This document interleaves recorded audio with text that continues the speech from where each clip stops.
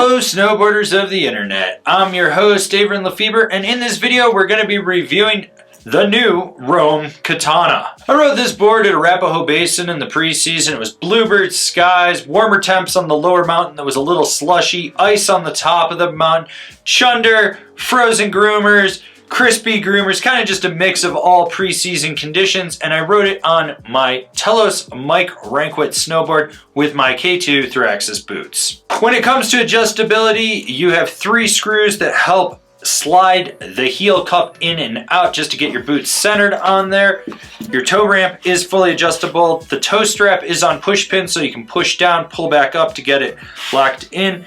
The heel strap is on the pivot mount, so you can actually set that up higher or lower depending on your instep. You can rotate your high backs as well as cant them, so it's either a 3 or 6 degree cant. Then you have flip cams on the heel strap and toe strap, so you can just lengthen or shorten them. And finally, there's your forward lean adjustment as well, which, you know, is just a flip tab, slide it up, slide it down.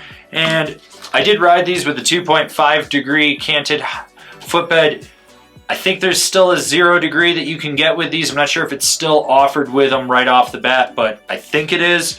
So plenty of options to just dial this binding in for you. With this binding, you do get the Oxtec straps, which remove all excess padding and foam. It's basically just a material that contours around the instep of the boot as well as the toe box, and as it stretches, it strengthens. So this is a very minimal design. All your padding and cushioning will actually come from your boot, but it will give you a better boot to binding integration in there.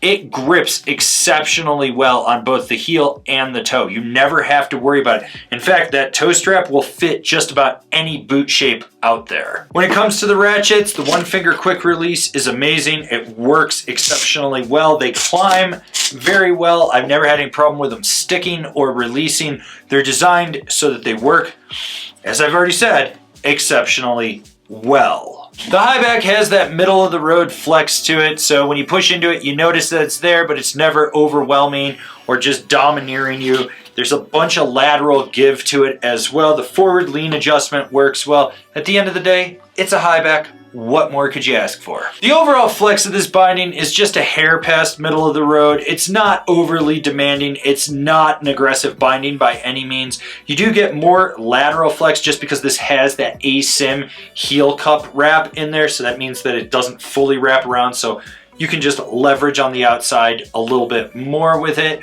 Overall, as I said, just a hair past middle of the road.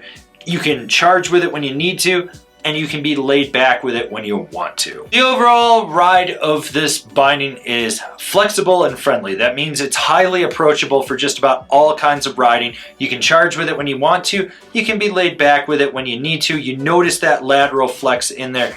With that new dampening pad on the bottom, honestly, didn't feel much different than their D3O, but it is a little bit more noticeable, so it is a little more damp than previous year models, but it doesn't sacrifice the overall ride of it. Who's this binding for? The All Mountain Freestyle Specialist. Overall, this is just a downgraded black label, which is my personal binding of choice. I use the foam strap instead of the aux strap, and I have a different high back in there, plus different foam underfoot.